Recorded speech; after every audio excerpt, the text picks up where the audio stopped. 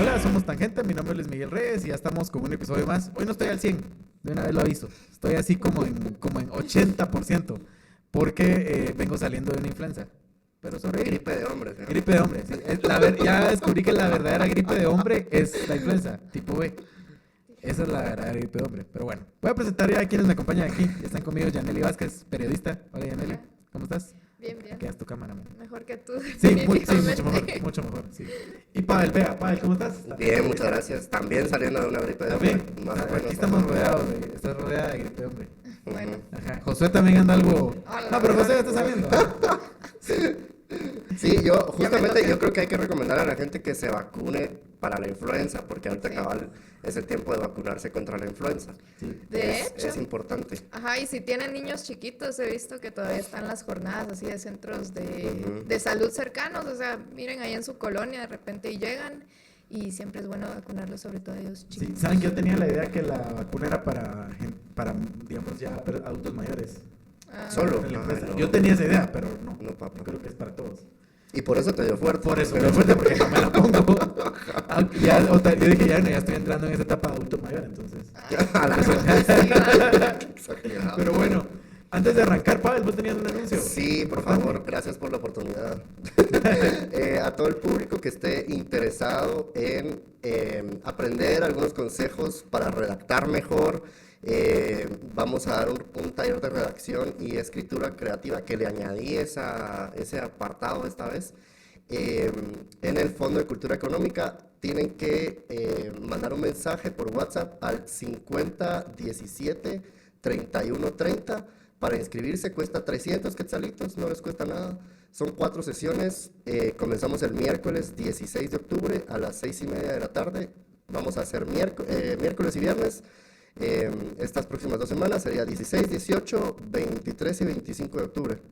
Entonces están invitados para participar en este taller, que es muy bueno. La verdad es que es consejos muy prácticos y muy útiles para redactar si sos estudiante, si sos secretaria, asistente. Hay gente que, por ejemplo, se lo di a investigadores también de universidades, etcétera. Entonces sirve para todas las ramas. Entonces ahí que se apunten, por favor. Buenísimo. Ahí para cosas prácticas que podemos ir aprendiendo, que son útiles para cualquier profesión. Ujú. Para acá. Bueno, arranquemos si quieren. Entonces, yo quería hacer un repaso de qué ha pasado en el Congreso, ¿verdad? Ha pasado de todo. Había una alianza, se supone, alrededor de la elección de Cortes. El resultado no fue del todo positivo. Tampoco creo yo 100% negativo, o sea, digamos, pudo haber sido peor. Pero, pues preguntarles, ¿qué han visto ustedes? ¿Qué vieron ustedes? ¿Cómo se estaban moviendo las fuerzas dentro del Congreso? ¿Y qué puede significar eso de cara a lo que viene? Que es aprobación del presupuesto, viene aprobación de una nueva junta directiva y posiblemente también una reforma de ley orgánica del legislativo, ¿verdad? Entonces, digamos, hay cosas que van a pasar antes de que termine el año el Congreso y de cara a eso, cómo están las fuerzas dentro del Congreso ahora. Pareciera que Semilla nuevamente se encuentra en una posición desventajosa, pero si quieren arranquemos, Yaneli. Pues ya creo que vengo hoy a reafirmar otras anotaciones que habíamos hecho previamente, que es que el Congreso pues es muy dinámico, lo hemos visto alrededor del año y pareciera que cada vez que va a haber una decisión importante se reconfiguran esas alianzas. O sea, no ha pasado que desde enero se haya mantenido una alianza suficientemente estática y sólida como para que no sea necesario tener que volver a cabildear los votos, tener que volver a agruparse e invertir más del tiempo que tienen en hacer política de ese tipo que en realmente hacer avanzar una agenda legislativa. Entonces, ahorita no fue la excepción. Ya teníamos la idea de una alianza Semilla con principalmente de aliados a la bancada Caballo, al menos la facción de Luis Aguirre, y de la UNE a la facción de Adim Maldonado. Quizá nos quedamos con esa idea de alianza cuando lograron aprobar la ampliación presupuestaria, que eso pues igual estaba muy a la expectativa de si sí lo iban a lograr o no, pero después de 2 intentos creo y algunas semanas de cabildeo lo lograron. Pero después ya sabíamos que se venía la elección de Cortes, que pues también es una decisión complicada, no solo porque, bueno, siempre están las oposiciones dentro del Congreso, ¿no? Y diputados que tienen claramente la agenda de obstruir que el Ejecutivo pueda avanzar con su plan de gobierno, pero también tenemos ahí actores que sí están muy interesados en el sistema de justicia porque primero tienen casos pendientes de resolver, u otras cuestiones que quizá desconocemos por ahora, pero el asunto es que les interesa asegurarse que el Poder Judicial esté de su lado. Entonces, a partir de ahí, vimos que viejos actores que, al menos desde mi perspectiva, no estuvieron tan activos como operadores políticos, se reactivaron ahorita. Por ejemplo, Felipe Alejos, creo que él fue muy determinante en el resultado de las cortes que tenemos hoy en día, sobre todo las de apelaciones. Creo que eso es también importante, hacer la distinción de que el resultado de la Corte Suprema de Justicia es un poco distinto al que tuvimos en la Corte de Apelaciones. A mi parecer, la Corte Suprema de Justicia sí quedó más con ese balance que hablan mucho por ahí, no haciendo calificativos de bueno o malo, pero sí son magistrados que responden a distintos grupos dentro del Congreso y por eso digo que es balanceado entre comillas. En cambio, Corte de Apelaciones sí me da la percepción de que estos operadores que te digo, Felipe Lejos, Alan Rodríguez, Vamos, Unionista, toda esta coalición sí logró empujar con mayor fuerza a sus candidatos, o cuanto menos a quienes es más probable que tengan mayor comunicación al momento de que estén resolviendo casos u operando. En cambio, Semilla y aliados no lo lograron tanto así. Pero ahí lo voy a dejar y que Pavel me complemente qué ha visto. Y recuerde que si usted tiene algún proyecto en su casa, por ejemplo, quiere hacer una mesa, no sé si quiere entrarle a las artes de la carpintería, o de repente arreglar la cocina, los muebles de la cocina, se cayeron las puertas, hay que arreglarlas, o hacer un closet, o cualquier otro proyecto en madera, pues nuestro patrocinador Madera San Miguel es su mejor opción. Madera San Miguel está por todo el país, tienen unas tiendas bastante bonitas y bastante grandes donde le pueden dar toda la asesoría que necesita para ese proyecto que quiere arrancar hoy. Así que visite Madera San Miguel, tienen página web también. Y por cierto, queremos felicitar a nuestro patrocinador porque ya están también con su primera tienda en El Salvador, así que estamos contentos, lo celebramos con ellos. Madera San Miguel, recuerden, patrocinador oficial de Tangente. Sí, el Ajá. También. No, la semana pasada estuvo aquí Samuel Pérez y ellos, digamos, lo ven como no una victoria, pero digamos que creen que lo que tenemos ahora es una corte que no le debe nada o que es un poco más libre, en el sentido de que no tiene como los mismos jefes o patrones de antes. Yo no estoy tan seguro de ese análisis, digamos, a lo mejor es como deseos, ¿verdad? De cómo había el resultado, pero no sé cómo lo ven ustedes. Es que hay un error en creer que es cierto, puede que jueces, magistrados que estaban antes no fueron reelectos y en su momento pues sí respondían a estos operadores muy conocidos, Rey del Tenis, a Néstor Vázquez e incluso Estuardo Gálvez. Pero el hecho de que se hayan perdido esas fichas no quiere decir que estos personajes sean incapaces de convencer a nuevos magistrados, ¿verdad? Sabemos que eso es precisamente lo que los ha mantenido como operadores políticos tanto tiempo, que son capaces de renovar esas fuerzas, no se quedan nada más con las fichas que tenían hace años. Entonces, sí, por ahora se ve como que son personas que no tienen una afinidad tan definida, hay algunos que sí tienen sus vínculos históricos y han permanecido, pero quizá ahorita lo que da la percepción de que son cortes más libres es eso, de que no hay nadie que veas tan vinculado a estos viejos actores. Pero yo sí repito en que eso no significa que no sean capaces de reagruparse y jalar esas nuevas fichas para que operen a su favor. Claro. Pavel, ¿cómo lo ves? Yo creo que es muy reciente la elección como para vaticinar hacia dónde se va a mover la brújula de esta Corte Suprema. Yo creo que sí, yo voy a resaltar en lo que coincido con Yanely.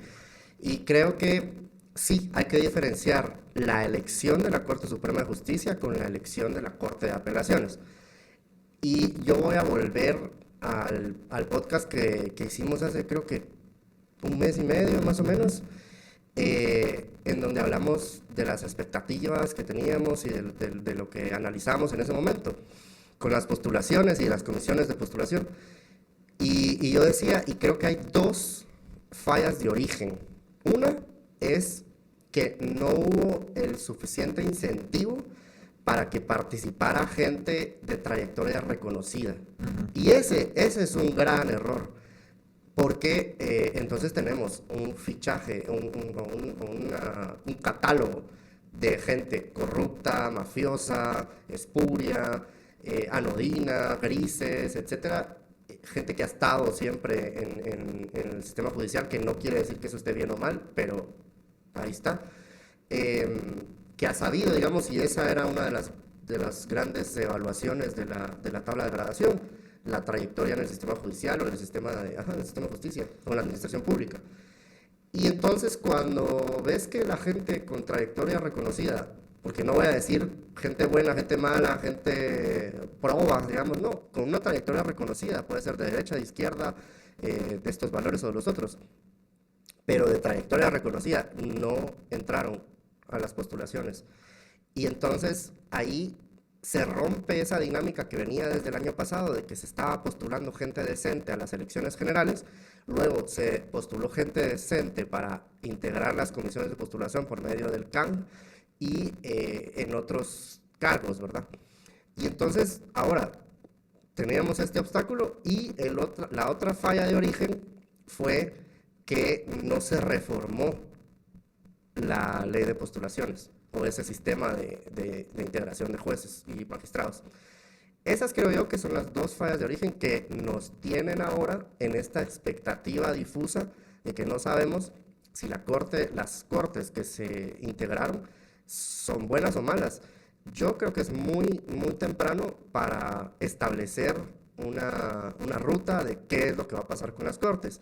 Sin embargo, yo sí creo, coincido con vos en que la expectativa positiva de Samuel Pérez y de la bancada Semilla y del gobierno en general, digamos, del oficialismo, porque no solo es el Ejecutivo y la bancada Semilla, sino es un conglomerado de gente, ¿verdad?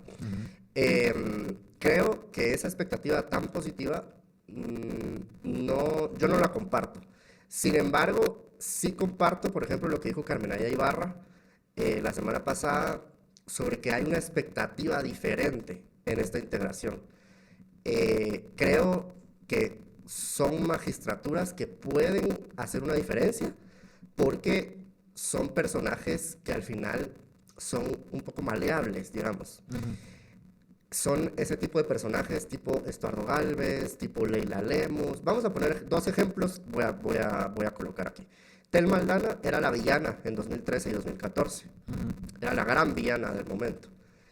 Sus vínculos con Gustavo Herrera, sus interacciones en la Corte Suprema, etc. Era la elegida, se sabía que ella iba a ser la elegida desde antes de que se formara la comisión de postulación para fiscal general. Y Otto Pérez resultó eligiéndola. Después ella se voltea al sistema que la eligió, al sistema al que ella pertenecía, y pues se integró a estas fuerzas democráticas y de Estado de Derecho que hicieron todas estas reformas y lucha contra la corrupción. Y el otro ejemplo que quiero poner es Leila Lemus. Leila Lemus ha tenido una trayectoria, digamos, cuestionable. Sin embargo, ella sabe adaptarse a las coyunturas. Ella es una muy astuta política. Y entonces creo que es la misma postura de Telma Aldana.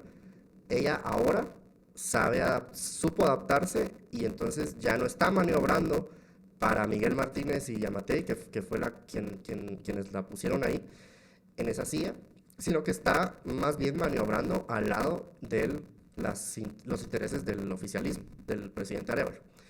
Entonces creo que esas figuras, y por eso es que Estuardo Gálvez no llegó a la magistratura de la CC cuando lo captura el régimen de Consuelo Porras en 2022, y ahora creo que por eso es que, por ejemplo, Flor de María Gálvez, su hermana, está siendo perseguida por el MP de Consuelo Porras.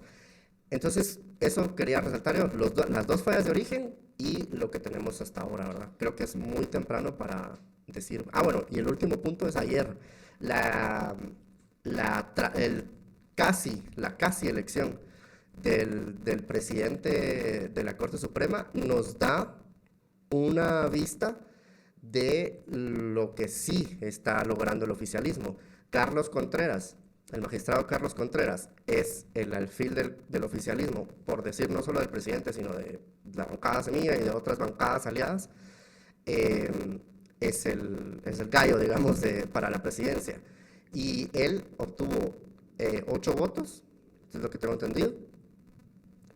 Tenía 9 votos con Flor de María Gálvez, y Flor de María Gálvez se retira de ese bando y vota a Lucero, que son 5 votos.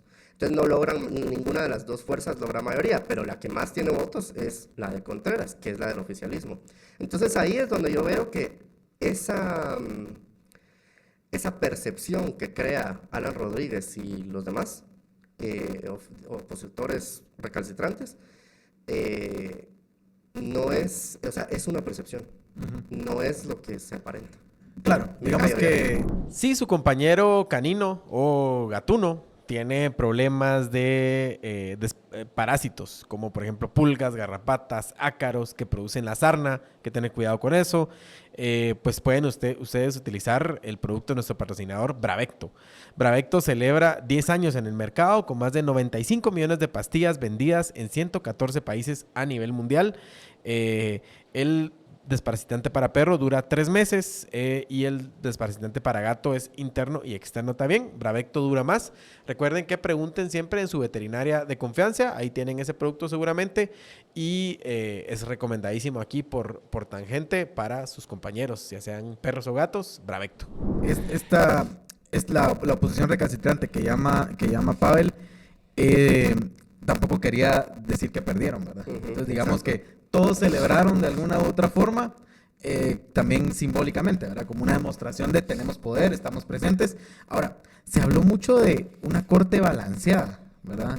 La semana pasada, yo particularmente me recuerdo escuchar a Adín Maldonado decirle a los medios, miren, es que no puede ser que la corte solo esté tomada, digamos, decía él, creo, por un solo grupo, ¿verdad? Sino que una corte que sea balanceada. Exacto, pero balanceada, ¿a qué? Es la pregunta, ¿verdad? O sea, porque no es un balance ideológico, que digamos, yo creo que eso sería sano, es digamos, un poco como hablar, como pasa en Estados Unidos, ¿verdad? Que decimos, bueno, una corte más tirada a los republicanos, más tirada a los demócratas, pero es un balance político, ¿verdad?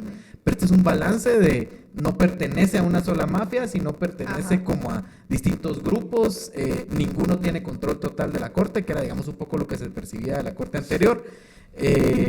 ¿Cómo se vivió eso en el Congreso digamos, de quienes celebraban, quienes no celebraban? Porque lo que vimos fue como distintos momentos, ¿verdad? De como que celebraban la nominación de cierto magistrado, de cierta persona, y también celebraban que no se nominó alguno. Por ejemplo, el juez Marco Villeda, ¿verdad? Fue uno de los celebrados por la oposición recalcitrante por no quedar. Era un juez de reconocida trayectoria. Y en el otro bando, Dimas. Ajá, exacto. También, ¿verdad? Por su relación con la fiscal general y con ese grupo, ¿verdad? El grupo golpista, digamos. Ajá, igual que el ex asesor, creo, de la fiscal general, que creo que tampoco quedó. Pues sí hubo bastantes cosas. Yo creo que para la elección de Corte Suprema de Justicia, ahí sí se observó a una bancada oficial un poquito más expresiva, diría yo. Entonces, puede que eso haya ayudado un poquito a darle una lectura, porque como yo lo veo, en ese momento sí estaban todos reaccionando así conforme al momento. Sí había muchísima expectativa de que el oficialismo había logrado una alianza tan fuerte como para colocar a magistrados, igual no voy a usar la palabra 100% idóneos, pero al menos gente que sí respondía a ellos o que podías descartar con la idea de golpistas o que estaban alineados a pues, esta coalición antidemocrática. Pero justamente fue cuando... Porque bueno, para nadie es sorpresa, o sea, lo vieron en redes sociales que se filtró una lista con los 13 que tenían que quedar, o los 13 acordados, y en eso iban como por el cuarto, creo yo, y se cola un primero que responde más a la línea de Alan Rodríguez y su alianza. Que la primera fue al lado de No, fue otro. Se rompe. Fue otro, pero sí, ella fue una de esas personas. Creo que fue Mancilla. No me acuerdo, la verdad. Pero, fue a partir de ahí que se rompe como esa lista que ya teníamos todos, que notamos que había algo extraño pasando. Algo estaba pasando. Y lo chilero de ir ahí a cubrir en el pleno es que justamente puedes ver como las expresiones, cómo la gente actúa, y sí se notaba como que cierta confusión, cierta sorpresa, mientras que del otro lado, donde estaba la bancada de Alan, era así como de, lo hicimos, ¿va? Pero sí notabas que no tenían tantos votos como lo tenía esa alianza, que al principio sí comenzó votando así a los que estaban en la lista. Que fueron los que tuvieron más de 150 votos. Pero sí notabas que tenían pues más de 100, más de 110. O sea, es una cantidad bastante buena, pues si estamos hablando de coaliciones, y mirabas a diputados que votaban a veces con los candidatos de la alianza oficial, pero a veces también se prestaban para meter a estos 3 colados de la alianza de Alan. Entonces, por eso y por esos pequeños momentos es que uno puede intuir que no fue el mismo resultado. O sea, si hablamos así de quiénes ganaron de la alianza oficialista a la alianza de Alan, no fue lo mismo esa elección que la de apelaciones, donde ahí sí, por ejemplo, llegamos a una elección donde ni siquiera la alianza oficialista tenía ya consensuada esa lista de quiénes iban a pasar.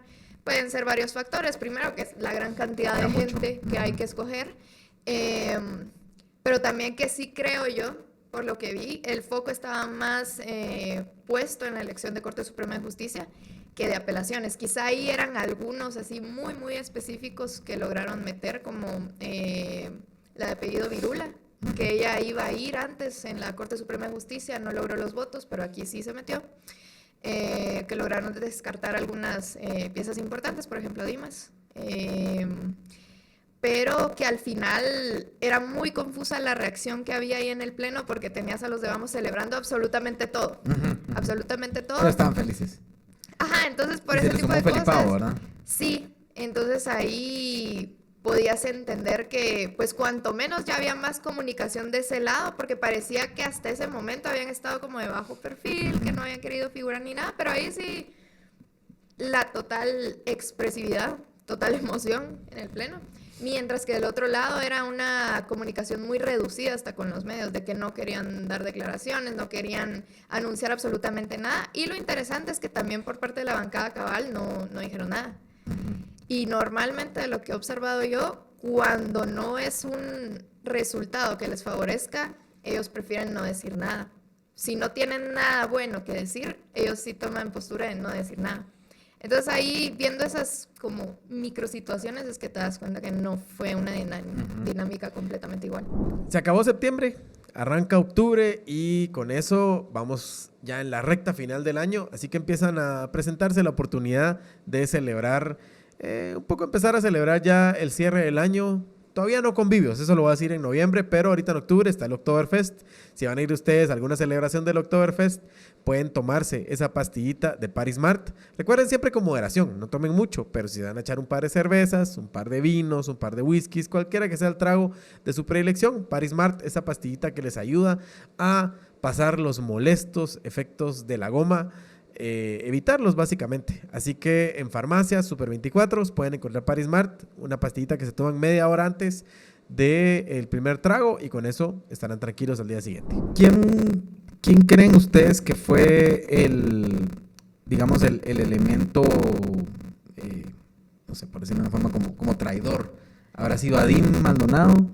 Pues yo consideraría que, para no usar la palabra traidor, pero sí, o sea, es alguien que es capaz de tener esa versatilidad entre grupos, diría yo.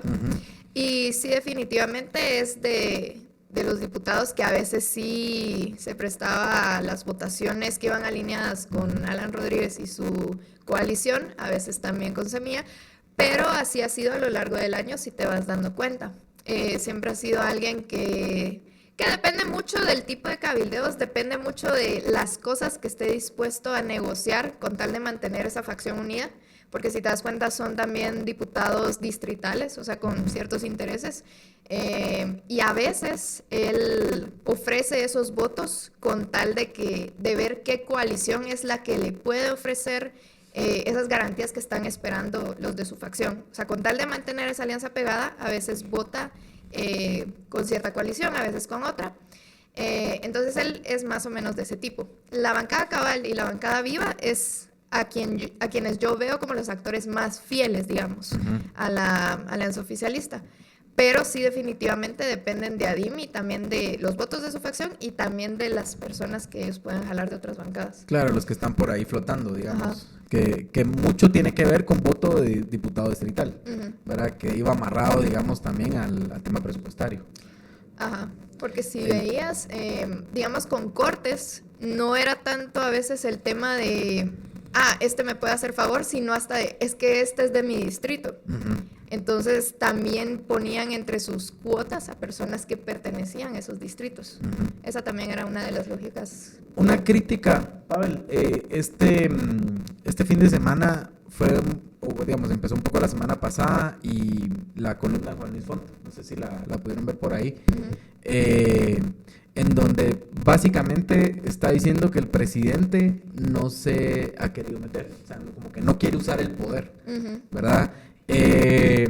Algunos lo entienden como que, bueno, Bernardo Arévalo dijo que iba a ser democrático, es democrático y para él la separación de poderes es casi absoluta, y entonces que operen en el Congreso y el Ejecutivo no se mete en estos temas, ¿verdad? Porque este es un tema, Congreso, Cortes, ¿verdad? Ajá. Donde el Ejecutivo tiene poco que decir. En el caso, Juan Luis lo ve como un error, ¿verdad? O sea, él dice, los dejan solos a la bancada cuando, digamos, el acompañamiento del presidente ni siquiera tiene que ser un acto autoritario, sino el puro acompañamiento del presidente puede girar esa tuerca, ¿verdad? Pero no sé cómo lo ven ustedes. ¿Vale? Yo lo veo complejo. A mí no me parece que el presidente debe intervenir. No, yo no veo eso positivo. O sea, yo más bien veo positivo que el presidente no intervenga. Eso es lo que hemos tenido siempre. Siempre hemos tenido eso. Sí. Y no solo en Guatemala. Entonces, a mí me parece una postura del presidente bastante decente, la verdad. Lo que pasa es que también entendemos la intervención como algo muy directo, como de órdenes y muy autoritaria, ¿verdad? Es decir, el Ejecutivo sí intervino. El Ejecutivo intervino, el Legislativo intervino, la Embajada de Estados Unidos intervino. ¿Cómo intervino el Ejecutivo? ¿Cómo interpretarías vos esa intervención? Lo que pasa es que no tiene que ser el presidente, ¿verdad? O sea, tal cual. Entonces sí hubo actores del Ejecutivo que sí se movieron, digamos, operaron, porque es normal, es la política, ¿verdad? Lo que pasa es que no vimos o no percibimos o no supimos que el presidente le dijo a todos los diputados, les dijo, miren, por esto votan y esta es la lista y esto es lo que tienen que hacer y bla, bla, bla, como sí lo hizo Yamatei, como sí lo hizo Jimmy Morales, como sí lo hizo Otto Pérez Molina, como sí lo hicieron todos, ¿verdad? Eso ya estábamos acostumbrados a que sucediera. El presidente se alejó de esas dinámicas y sí, por supuesto, tiene operadores políticos porque ni modo, ¿verdad? Es un gobierno, así funciona la política. Pero siento que las operaciones políticas y las articulaciones políticas de este gobierno han sido desde las líneas democráticas y desde las líneas del Estado de Derecho. La bancada, por ejemplo, la gente creerá que operaron solo una semana antes de las elecciones y no, o sea, la bancada lleva como 5 meses o 6 meses operando es que esta elección de las Cortes era algo que todos los actores políticos estaban esperando. O sea, era la joya de la corona de este año al menos.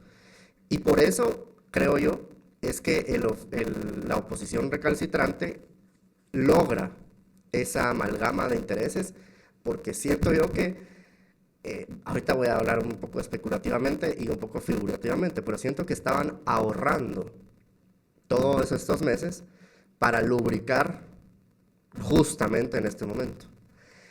Y ahorrar en todos los sentidos que puedan entenderlo. Y entonces, creo que el gobierno y el ejecutivo el oficialismo en general sí operaron de manera sigilosa y de acuerdo con sus posibilidades.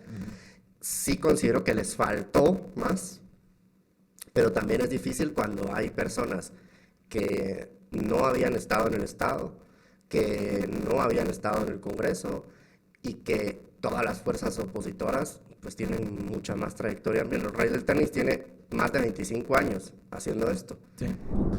Piedrasanta.com es la página que usted tiene que visitar para encontrar una enorme cantidad de títulos, de libros que están a la venta en nuestro patrocinador, pues, Editoriales Piedra Santa. Recuerden que hay una enorme cantidad, como les digo, aquí estoy viendo la página y, por cierto, la recomendación de la semana es 50 miligramos de Alina Kummerfeld, que es un libro que dice, es una obra que se adentra en la deconstrucción del control a través de la escritura. Ese y muchos otros libros están disponibles en piedrasanta.com. Por ejemplo, el último libro de Jay Sandoval, el de Bobby Kraft, si sus hijos son fans de Bobby Kraft, Humberto Acabal, Gaby Pérez Islas, Eva Muñoz y así, muchísimos más. Podría pasarme toda la tarde diciendo los nombres de los autores, así que visiten piedrasanta.com para tener acceso a una enorme cantidad de libros que están a la venta, se los llevan a la puerta de su casa, lo pueden comprar ahí con su tarjeta o pueden visitar también la tienda física si les gusta sentir ese olor de los libros. Así que piedrasanta.com o de Editoriales Piedra Santa. No coincido totalmente con Juan Luis Font, pero lo entiendo y lo uno con la encuesta que se sabe que existe de Sid Gallup, pagada por el PNUD, que en donde Arévalo... es lo que se sabe, ¿verdad? No ha sido oficialmente la encuesta, pero se sabe que Arévalo tiene 32% de... No, la gestión del gobierno tiene 32% de aprobación y el presidente como tal, como la figura de Arévalo, tiene 51%, creo yo, de aprobación.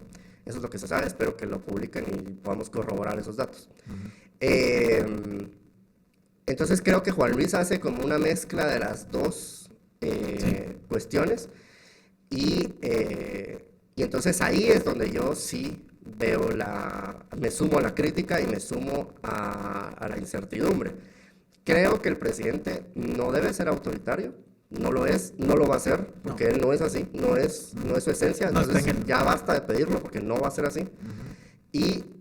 Pero lo que sí creo yo es que el presidente debe ser más contundente, más determinado y tiene que tener como no solo expresión, sino acciones políticas que tengan la suficiente efectividad en la población para que la gente diga, bueno, el legado del presidente Arévalo va a ser uno positivo, va a dejar algo, no es solo una persona que está ahí. Y yo le preguntaría al presidente, ¿cómo califica o cómo quiere que al final la historia califique a su gobierno? Pero tiene que definirlo y tiene que expresarlo. 3 opciones. Una, de transición democrática, digamos, hacia algo. Ajá. 2, de funcionamiento efectivo del Estado, porque el Estado no funcionaba. Y yo veo que algunas entidades del Estado están funcionando como deberían de funcionar. Y la tercera, que es la que todo el mundo espera, es un gobierno reformista. Pero lo de reformista no se ve por ningún lado. Pero esa es la expectativa que generó. Entonces ahí está el problema. Si se hubiera prometido o se hubiera propuesto él mismo como un gobierno de transición, como un gobierno de limpieza, como un gobierno de funcionamiento efectivo, primero tiene que funcionar. Por ejemplo, lo del remozamiento de las escuelas, que es lo que más promociona el gobierno. No podemos mejorar la educación de fondo si las escuelas están hechas trizas. Sí. No se puede.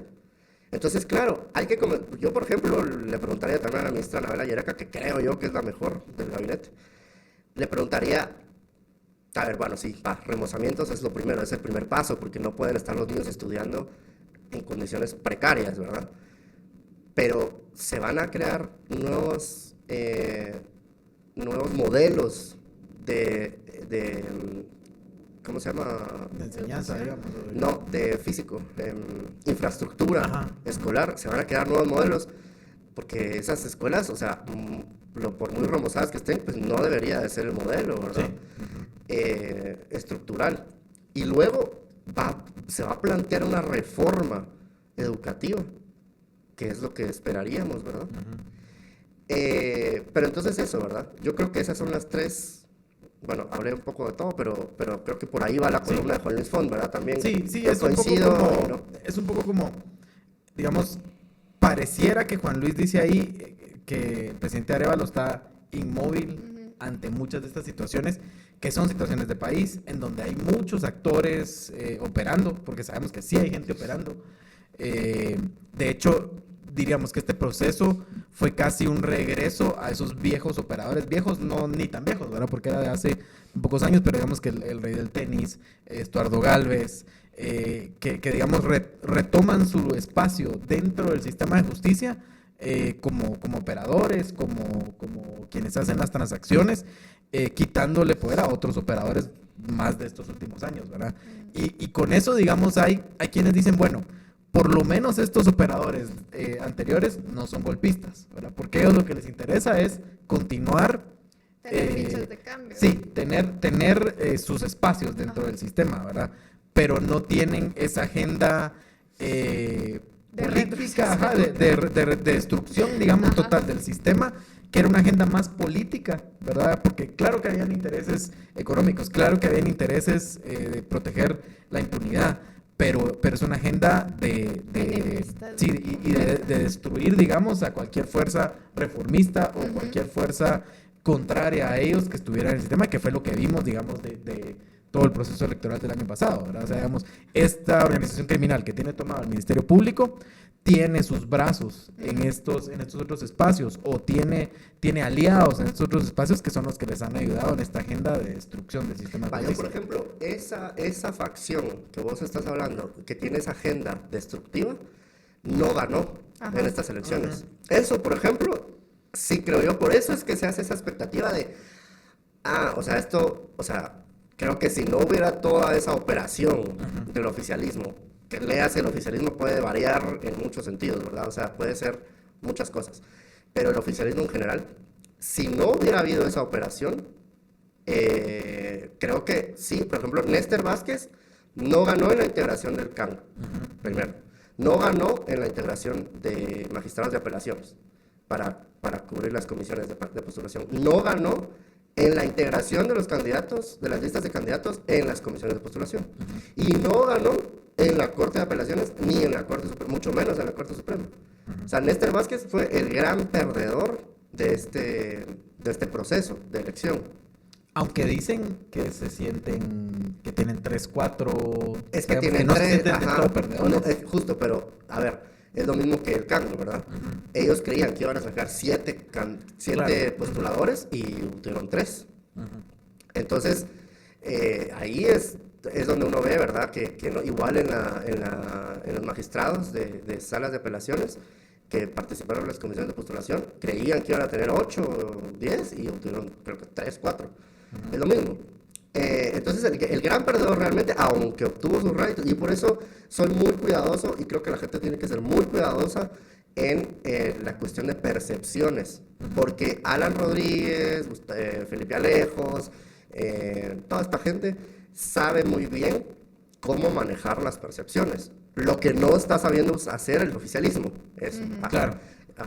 Que lo hemos hablado 1000 veces sobre la comunicación, ¿verdad? Pero ellos saben muy bien cómo manejar la comunicación política. Y entonces saben, por ejemplo, Sandra Jovel también, ¿verdad? Saben cómo manejar esas percepciones. Y entonces la gente vio un montón de videos de Alan Rodríguez y toda esa gente celebrando, y fueron 3. 3 magistrados de la Suprema. Fueron 3 momentos donde ellos celebran. Y eso fue lo que la gente se quedó. Ajá. La gente se quedó con esa imagen de que si están celebrando, entonces, esto es todo mal. Y solo fueron 3. Y están celebrando porque creían que no iban a obtener nada. Entonces esos 3 para ellos es una gran ganancia. claro. Y en algunos la celebración era que no entró tal persona. Exacto. En el caso del juez Villeda, ¿verdad? Sí. Fue. Entonces, yo creo que al final, volviendo un poco al principio, ¿verdad? O sea, al final la expectativa es por eso. Porque la mafia total no se quedó con todo. Y por eso es que estamos viendo estos movimientos de la fiscal general contra Flor de María Gálvez, contra Ramiro Muñoz. O sea, está tirando, porque otra vez lo mismo, percepciones. percepciones que al final logran calar, ¿verdad? Que lo vimos en el voto de la magistrada Flor de Hablemos María. de Ramiro Muñoz, Yaneli. Lo capturan. Disculpa que hable mucho. No. Ya vi que me callaste. No, para irle dando un poco de ir avanzando en los temas. Lo capturan cuando, digamos, horas antes de tomar posesión como magistrado de apelaciones. ¿Qué mensaje manda esto? Y la pregunta se la tiro a los dos, pero empecemos con Yaneli. Yo creo que, y uniendo quizá un poquito de ideas que iban soltando ahorita antes de esta pregunta, creo que primero hay que analizar qué tipo de actores son estas personas contra las que se está yendo el Ministerio Público en este momento. Si hablamos de Ramiro Muñoz, uno no puede decir que al final sí fue un aliado de la democracia cuando desde un principio esa posición que él tenía del director de Registro de Ciudadanos es como el primer filtro al final, no para que pasen los más idóneos, para que se queden los que no cumplen con requisitos, sino para que pasen a las elecciones aquellos candidatos que respondan a los intereses de a quien responda el director de Registro de Ciudadanos. Entonces él fue quien como primer tope obstaculizó la candidatura de Telma Cabrera, de Roberto Arzú. Entonces desde un principio él estaba ahí para que también no se cumpliera a cabalidad todos los principios democráticos de una elección. Lo que pasa es que después pues pasaron cosas imprevistas como pues el primer triunfo de Semilla en la primera vuelta para pasar a segunda. Y entonces a partir de ahí creo que él se vuelve un actor que responde a distintos grupos dependiendo de las circunstancias. Él cambió varias veces de criterio, algunas veces sí ratificaba que Semilla era un partido suspendido o al rato mandaba un informe diciendo que no, que siempre sí era un partido vigente. Y entonces yo como lo interpreto es que ahorita el Ministerio Público se está yendo contra esos actores que ya dejamos claro que quienes pasaron no responden a ningún extremo de responder directamente a la agenda oficialista, a 100% fidelidad al presidente Arévalo, pero tampoco a esta coalición golpista. Entonces tenemos ahí a gente como que grisita. Y yo creo que el Ministerio Público se está yendo justamente con esas personas para dar el mensaje de si no te definís como para estar lo suficientemente de mi lado, entonces ten asegurado de que tampoco te va a ir bien. O sea, no te vengas con esas cosas de andarle jugando a veces sí, a veces no. O sea, definite o si no, también podemos ir en contra tuya. Y exactamente como tú decías, más o menos así son estos perfiles. Flor de María Gálvez, pues no tenemos suficientes elementos de ella concretamente para decir que es igual a su hermano, pero bueno, es la ficha más cercana a Estuardo Gálvez, que sí ha sido un actor, pues gris. Y que digamos que yo lo que he escuchado son buenas opiniones de ella como profesional, digamos, como su trayectoria, ¿verdad? Ajá, de trayectoria Pero, sí. perdón que te interrumpa, Yaneli, pero es que es justamente la palabra que he utilizado con este tipo de personajes, es personajes maleables. Maleable. Que también me faltó entre los ejemplos poner a los magistrados, justamente del TSE. O sea, operaron todo el proceso electoral a favor de este régimen de impunidad y cuando ya están en una coyuntura donde dicen, no, es que aquí no pudieron haber seguido con y cancelar a Semilla desde un principio y quitarlo de la segunda vuelta, etcétera, pero dijeron no.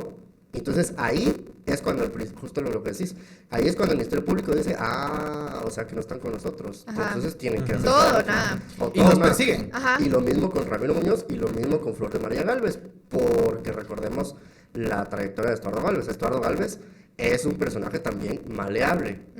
Entonces, Sí, y lo que llama la atención, digamos, de la captura de Ramiro Muñoz es el momento, ¿verdad? Porque, Ajá. digamos, un tema que ya La orden estaba desde el viernes. Ajá. Y fue justamente el domingo. Él ya en el Palacio de Justicia. ya se sentía ya magistrado y lo Ajá. capturan.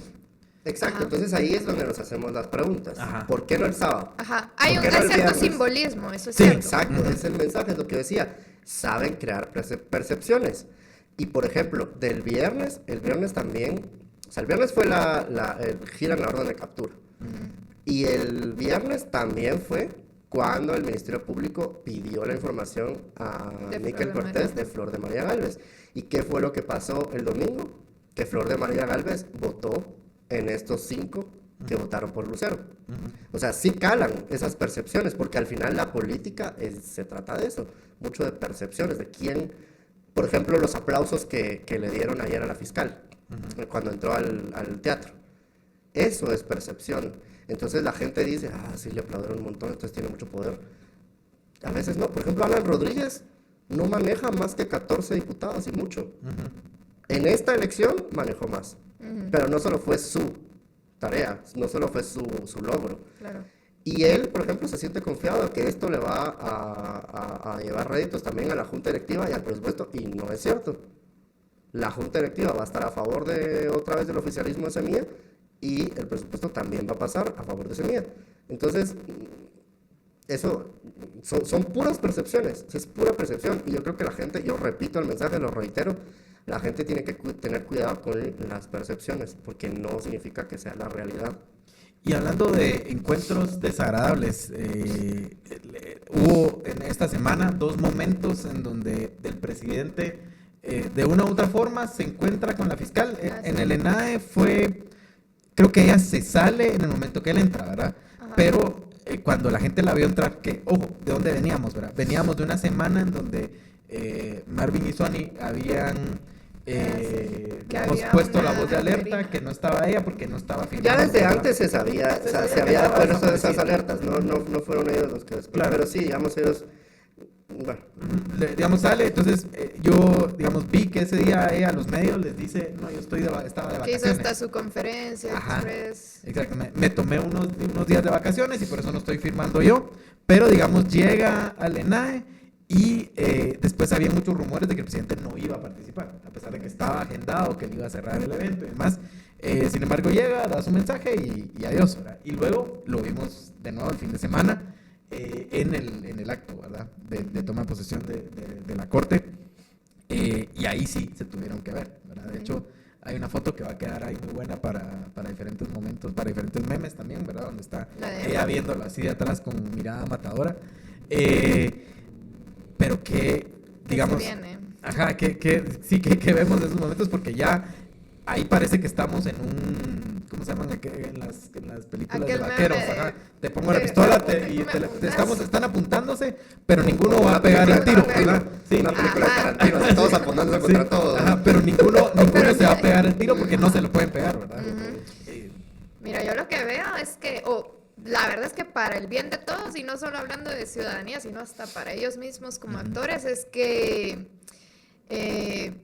pues ya lleguen a un punto donde no se estén molestando los unos a los otros, ¿no? Creo que sí, esa idea de que el presidente iba a lograr sacar a la fiscal general en su momento, pues sí creó muchísima ilusión. Pero ya a este punto creo que seguir intentando algo que para este punto del año no ha funcionado, creo que ya no es viable. Y no puede ser que se pasen otro año más intentándolo. Creo que no va a resultar y ya, por ejemplo, en el mismo Congreso tenés posturas definidas que dicen no vamos a tomar ninguna decisión que vaya a afectar a ese grado a la fiscal general, pero tampoco vamos a tomar una decisión que afecte a ese grado al presidente de la República. Entonces, ya con eso tenés la idea de que no hay actores extremistas para cualquiera de los dos lados o no tantos como para poder materializar ninguna de esas dos posibilidades. Así que yo lo que creo es que el otro año va a ser así, o sea, los dos van a seguir pues trabajando, entre comillas, el Ministerio Público.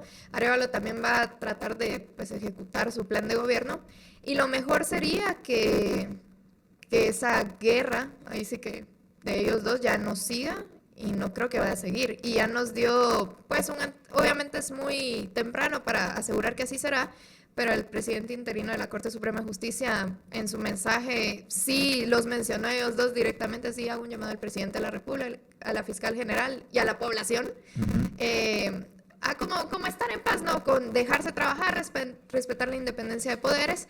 Entonces uno esperaría que siendo congruentes con ese discurso, de las primeras acciones que haga la Corte Suprema de Justicia electa es dejar la mesa vacía, resolver esos amparos, tanto los que hay para quitarle, los antejuicios para quitarle inmunidad al presidente como a la fiscal general y dejar todo desde cero.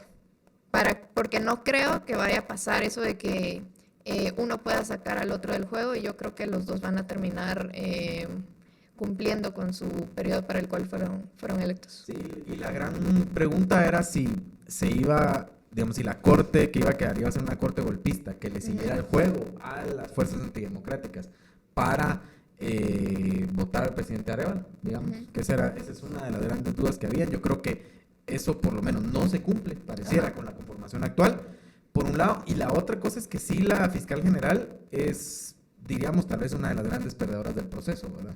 Porque sus alfiles o sus intentos de poner piezas dentro del sistema de justicia no se cumplieron. Hay aliados, digamos, hay aliados que ya puede ir construyendo, pero también es la que tiene menos tiempo, ¿verdad? Digamos, de aquí a abril, digamos, en el cargo, ¿verdad? Así es. De aquí a abril del 2026 o a mayo del 2026, el cargo se le termina, están acorralados, son actores antidemocráticos, sancionados por casi todos los países democráticos del mundo, y que además, ¿a dónde van a ir después de esto? Porque su único destino debería ser la cárcel, ¿verdad? Y con la perspectiva de de que el presidente Arevalo va a elegir una nueva persona que ocupe el cargo de fiscal general, yo creo que este grupo antidemocrático tiene demasiado que perder, y también está armado, ¿verdad? Entonces, digamos que sus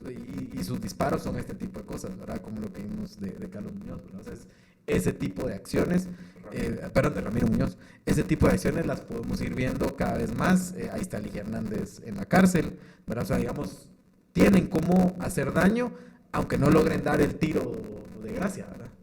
Yo, en primer lugar, quiero matizar que no es una guerra entre el presidente y la fiscal. Ojo ahí, porque otra vez las percepciones. Si lo entendemos como una guerra entre el presidente y la fiscal, estamos dejando a un lado lo que la fiscalía y el sistema de justicia le están haciendo al país. O sea, la fiscal general no empezó mal desde que empezó su combate contra Arevalo.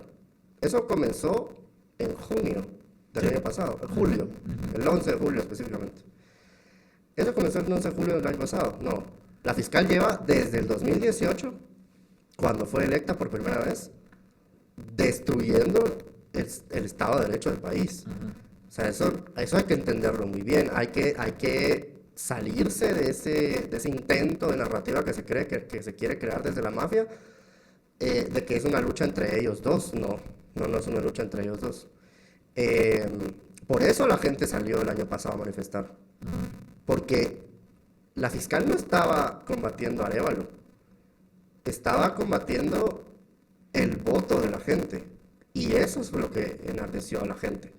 Es lo que quería hacer Trump el 6 de enero del 2021. Invalidar el voto popular, es que no. Eso la gente, la verdad es que sí, eso es una cosa muy sagrada. Si algo entiende la gente de la democracia, es que el voto importa. Y no entiende, tal vez no se entienden los otros elementos y valores democráticos, pero si algo entiende la gente, es el voto. Y ver que el Ministerio Público estaba destruyendo las boletas, estaba violando las urnas, eso fue impensable, y la gente por eso es que salió a manifestar. Eso en primer lugar. Y en segundo lugar, yo no creo que la fiscal termine su periodo constitucional. Yo no lo percibo así. Hay factores que creo que van a dilucidarse en las próximas meses, temporadas. Y yo no creo que la fiscal llegue a su término de plazo. ¿Vos crees que, digamos, el Congreso no creo que no viene por ahí? Yo no creo que... Puede ser que el Congreso, pero la verdad es que no creo. Y creo que sí, habrá muchos factores que determinen, porque ya han pasado muchos factores, y si lo vemos de una manera, como lo dijo Dianelli, dual, pues sí, ¿verdad? El gobierno, aunque lo querramos ver tal vez matizado, porque hay que matizarlo, pero el gobierno ha ganado más dentro de las batallas que se están librando, de lo que ha ganado la fiscal, Néstor Vázquez, etcétera, etcétera. Y así, por ejemplo, se va a ver en la Junta Directiva del Congreso, y así se va a ver en el presupuesto para el 2025, y así se van a ir ganando más espacios y más espacios hasta que también haya otros factores que intervengan, nacionales e internacionales. El mismo Ministerio Público, digamos, que ya el tiempo que les queda, y va a ser el presidente Arévalo quien va a nombrar una nueva persona. Pero también le pueden meter gol en la postulación, en la postuladora de fiscal general. Le pueden poner 6 perfiles espurios, ¿y qué va a hacer? ¿Qué va a hacer? Sí, esa es otra batalla, ¿verdad? Digamos Pero, que la batalla de la comisión importante de postulación. Es una importante, y que se puede ver hasta el 2026, pero esa gente ya está pensando en eso. Igual que en 2026 también se elige la Corte de Constitucionalidad. El presidente va a nombrar a su magistrado. El Congreso tiene que tener esa alianza oficialista para que todavía manden a un magistrado más o menos decente. Y la Corte Suprema tenemos que ver si sigue, al menos como está ahora, afín un poco al oficialismo. Pero yo no creo que sea Néstor Vázquez el magistrado de la, no, de la Suprema. De la Suprema no creo. Pues lo que te digo, es que Néstor no ganó en este proceso. Entonces, al menos desde la Suprema, no va a tener su puesto asegurado. En el Colegio de Abogados tendremos que ver cómo se mejoran las fuerzas ahí, pero ya se vio este año. Va a haber una elección antes en el Colegio de Abogados también. Va a haber una elección.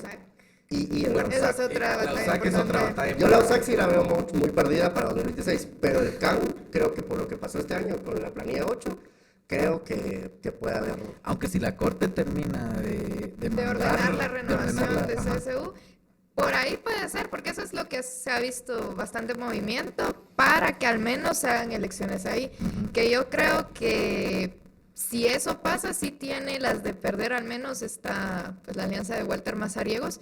Pero el problema es que creo que Mazariegos respondía más a pues la línea de Yamatei directamente, que yo no creo que sea, que a veces como que no, ya responder a Yamatei no quiere decir a veces responder directamente a la fiscal general. Claro, o sea, siento que son exacto. distintas mafias. Entonces siento que ahí sí hay un vacío de literal oportunidad para bien y para mal. Para quien se meta ahí sea más hábil, porque sí, también se sabe que entre estas pues mafias que operan en el sistema de justicia también hay, o sea, coincide con los actores que operan dentro de la USAC, sobre todo en la Facultad de Derecho, Facultad de Económicas, que es gente que siempre se mantiene muy vigente en este tipo de negociaciones estatales en la Junta Monetaria, en el ICS, en las comisiones de postulación de fiscal general, etcétera, etcétera. Entonces sí, esa es también otra batalla que creo que deberían estarle poniendo atención ahí al CANG. Y igual solo para matizar lo matizado sobre lo de Arévalo versus Porras. Yo lo digo así, digamos como en términos prácticos, porque si bien la fiscal general es una persona antidemocrática y que no es un conflicto personal y exclusivamente con Bernardo Arévalo, sí se ha metido con distintos grupos que de repente y no son antidemocráticos, pero la realidad es que, o al menos lo que yo percibo, es que el único grupo o el único proyecto que está tratando de reformar el sistema con el fin de pues, sacar a estos actores, o sea, liderados por la fiscal general, es el Movimiento Semilla. Los únicos perfiles visiblemente que están dando esa luchita es el Movimiento Semilla, sus diputados y por supuesto su presidente. Entonces, sí hablando de estos simbolismos, obviamente no se va a ir contra todos, pero quien enmarca más ese símbolo de lo que es el Movimiento Semilla es pues, su presidente electo, ¿verdad? Entonces, al menos de parte de ella, sí creo que hay una cosa personal contra él como símbolo. Puede que, o sea, no es el presidente Arévalo el que diga, ay, sí, quiero sacarla a ella como algo tan personal. Pero al final, y sí, al menos del lado del Ministerio Público, sí es un poco personal la cosa, porque él sí representa una amenaza y lo que él representa a nivel de movimiento. Yo no estoy de acuerdo, porque la fiscal general va contra todo aquel que se le voltee. Va contra Leila Lemos, va contra Ronnie López, va contra Molina Barreto, va contra los magistrados que se le opongan de la nueva Corte Suprema, va contra Ramiro Muñoz, va contra los magistrados del TCE, va contra Luis Aguirre, o sea, ella no ha ido solo contra Semilla, ni solo contra quienes estén con Semilla, digamos, que se parezcan un poco a Semilla. Ella ha ido contra todo aquel que se oponga a su proyecto. No es cierto que solo ha ido contra Semilla y Arévalo. No es cierto, pero es la lucha más sostenida que ha habido desde el Ministerio Por supuesto, Público. pero no es la única. Ella no va contra solo un personaje, va contra todo aquel que se oponga a su proyecto. No, sí, la única no, pero sí la más sostenida. El tema es tal es cuál es su proyecto y ahorita el declive también de ese proyecto, ¿verdad? Que ya estamos empezando a ver, porque también, digamos, y qué bueno que mencionabas lo de los aplausos, porque, digamos, ha habido momentos donde pareciera que se le quiere dar esa fuerza, como que es una fuerza política viva, que está ahí en el Ministerio Público, que tiene poder, pero su poder tiene que ir en los meses en los que vamos a estar viendo, digamos, este desgaste que viene, es inevitable. O sea, el desgaste de esa fuerza criminal que tiene tomado el Ministerio Público es inevitable. Están acorralados, digamos, en el sentido físico y también en el sentido jurídico, porque no les queda nada más. O sea, esos actores, lo único que les queda es o el ostracismo o la cárcel. Yo creo que no hay más para estos actores, dependiendo qué pase. O sea, digamos, entendiendo que la terna de la que va a tener que elegir el presidente Arévalo no sea tan mala. Yo creo que va a ser un poco más de lo mismo que vimos ahorita, pero va a ser una terna gris, no va a ser una terna oscura, ni va a ser la terna reformista, pero va a ser una terna gris, y de eso le va a tocar elegir. Pero digamos que teniendo opciones, el presidente era bueno aquí, pero no solo es, digamos, no solo es a quién elija, sino también cómo se va a comportar esa persona.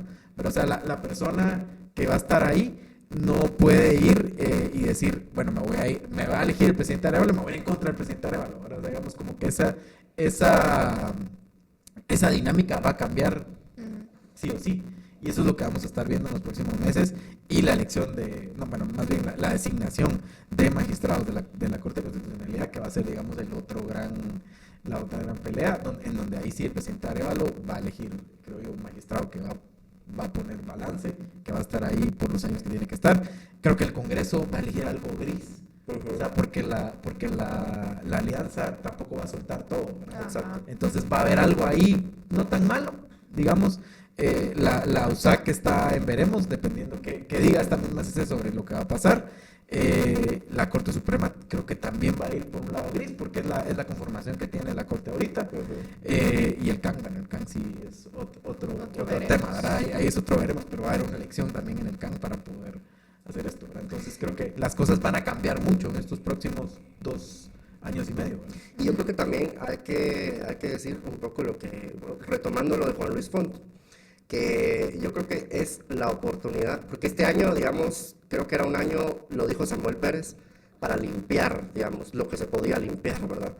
Y hago la analogía que hizo Quique Godoy, es un carro, o sea, el Estado o el gobierno en este momento es un carro con las 4 llantas pinchadas y con cepos en las 4 llantas.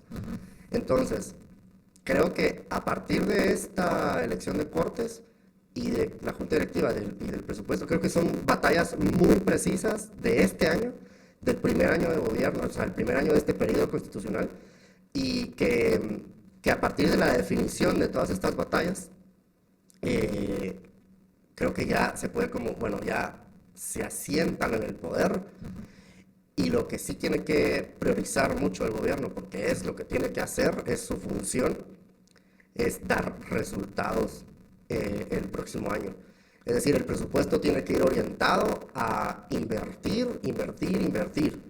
No puede ser ya que esté estancado el gobierno. Y tiene que verse. Y tiene que ver, o sea, tiene que percibirse. volviendo al tema de la percepción, tiene que verse que hay cambios, particularmente en temas como infraestructura. O sea, digamos que es donde la gente está demandando más acción. Si quieren, vamos concluyendo para ir cerrando. Yo tal vez solo concluiría con que vamos a seguir analizando el Congreso, porque la alianza oficialista no está escrita en piedra, ¿verdad? Sí, o sea, cada acción va a ser una nueva negociación. Sí. Y va a cambiar dependiendo de cada cosa. Yo ahí sí veo, vos decías que la Junta Directiva a lo mejor no va a quedar tan mal. Yo creo que no va a quedar. No sé si tan mal. Habría que ver. Yo no dije tan mal. Yo dije, va a ser afín al oficialismo. Yo te digo, yo eso lo pongo un poco en duda. No estoy tan seguro. O sea, yo creo que a ver si no pierden un poco de momentum ahí, pero vamos a ahí, dejémoslo abierto y lo analizamos después, si quieren, para ir cerrando, Yaneli, y después Pavel. No, sí, yo coincido también con que hay que estar pendientes de lo que pasa en el Congreso. De hecho, hablando de todo este movimiento de alianzas, supuestamente mañana era que iban a elegir junta directiva, pero eso ya no va a pasar, porque igual no hay una alianza tan sólida de un lado ni de otro, que van a tener que recurrir a más tiempo para poder negociar y ver finalmente qué planilla es la que se va a tirar en la junta directiva. Y eso obviamente pues sí les puede asegurar cierto margen de maniobra el próximo año. Creo que con el presupuesto pues sí también es de estar muy pendiente, sobre todo porque a última hora es que los diputados piden incluir ciertas cosas que no van en la propuesta inicial del Ejecutivo. Pero ahí sí que la única recomendación que puedo hacer es estar pendientes de los medios, de quienes sí pues se dedican a analizar más a detalle qué es lo que va incluido en ese presupuesto. Es importante que lo lean, también de los distintos tanques de pensamiento que literalmente se dedican a analizar esas situaciones. Y nada, igual pendientes de espacios como este, los medios a los que representamos, Quórum, EP Investiga y nada de eso. Gracias, Yaneli. Pavel, te toca cerrar. Yo creo que mi mensaje es: hay que tener cuidado con las percepciones. Creo que al final vamos a ver movimientos en las siguientes, al menos en la última etapa del año. Y eso va a definir mucho de lo que va a pasar en los siguientes años. Creo, yo al menos lo que percibo de las últimas votaciones importantes del Congreso, que es la ampliación presupuestaria y las Cortes, y lo que se habla de la Junta Directiva y del presupuesto, es que sí hay un bloque muy importante de alianza a favor del gobierno. Habrá que ver cómo esa amalgama de intereses se conjuga para el otro año, para que entonces sí haya otras iniciativas de ley, como por ejemplo la ley de competencia, la ley de aguas, la ley de ¿cómo se llama?, servicio civil y la ley electoral. Entonces sí se pueda hacer esa amalgama de intereses para que esas iniciativas se lleven a cabo y que sea a favor, sobre todo, del país. Y ojalá se puedan lograr esos cambios legislativos, ese reformismo por el que la gente votó el año pasado, porque si no pasa eso, entonces ahí sí va a haber un problema. Y ese fue un poco el mensaje que dio al final Samuel aquí la semana pasada, es, bueno, superar la elección de Cortes, digamos, con los resultados que hay, superar ahorita la aprobación del presupuesto, pues ya podemos dedicarnos a otros temas de la Sí, porque lo que decíamos, ¿no? Se concentraron tanto estos meses en operar para el sistema de justicia que tenía que ser, digamos, era parte del tema, pero los otros temas se quedan. Ahora habrá que ver cómo también se realinean las alianzas dentro del legislativo alrededor de estos otros temas, que son temas completamente distintos, con intereses completamente distintos. Y una última idea, ojo, que también Semilla tiene que poner mucha atención a sus líneas internas, sí. Porque si no pone atención a sus líneas internas, creo que ahí sí va a haber un gran declive. Si pierden esa unidad... Y eso ya no lo hablamos, pero vimos algunos votos ahí disidentes de Semilla, votos de conciencia, les llamó Samuel ese día aquí, que dicen, bueno, yo no quiero votar por tal o cual candidato, ¿no? Sí, es lo difícil, creo yo, de al final tener un proyecto político ya no de oposición, ¿va? O sea, es más difícil ser oficialismo, eso lo dijimos desde los primeros días del año, pero a veces, y es completamente entendible, ¿no?, que hay ciertos diputados de la bancada que no quisieron votar por ciertos perfiles que sí, tenían sus antecedentes, pero al final eran parte de la negociación que se había hecho para juntar los votos, ¿va? Entonces, a veces es cuestión de la evaluación que cada proyecto político hace sobre qué desgastes valen la pena y cuáles no, en función de qué objetivos, pero al final sí esa disciplina creo que es importante, o sea... No se puede, creo que a largo plazo no es sostenible un proyecto donde no haya disciplina y donde sus integrantes no atiendan a la directriz general. Esos pequeños cabos sueltos a veces sí te pueden costar bastante. Y no solo al momento de votar, sino también al momento de expresar una idea, de salir a explicarlo de cierta manera, de dar qué detalles. O sea, ya lo hemos dicho, a la comunicación no hay una línea fija y a veces esos pequeños deslices sí te cuestan bastante, te cuestan con tu electorado, con la población y también con los otros colegas o políticos con los que tú estás tratando. Y a ver si la Corte Suprema devuelve el partido. Esa es la otra. Que es el otro gran tema, ¿verdad? Y un poco también creo yo a lo que le estaban apostando, por lo que aprendí también en la entrevista. Le están Ese es apostando el gran objetivo a que de la la Corte se comporte de forma distinta, al menos en ese tema, y que les devuelva el partido y que puedan operar ya como partido. Ya normal. Porque, eso sería una gran, que pudieran integrar junta directiva, o que pudieran Y estar en presidencias de condiciones, comisiones, ¿verdad? citar funcionarios. Eso sería bien importante. Sí. Pero bueno, si quieren cerremos, igual seguimos, ya saben que están Puedo recordar mi taller, Por favor, dale, mi padre. taller de redacción y escritura creativa. Si están interesados, pueden mandar un mensaje de WhatsApp al 5017-3130 del Fondo de Cultura Económica. Cuesta 300 quetzales, son 4 sesiones. Empezamos el miércoles 16 de octubre. Va a ser 16, 18, 23 y 25 de 6:30 a 8:30 de la noche de forma virtual. Así que por favor, anótense ahí. Gracias. Gracias, Pavel. Y recuerden suscribirse, darle like y compartirlo con quien ustedes quieran para que lleguemos a más gente. Gracias y recuerden que hay más tangente toda la semana.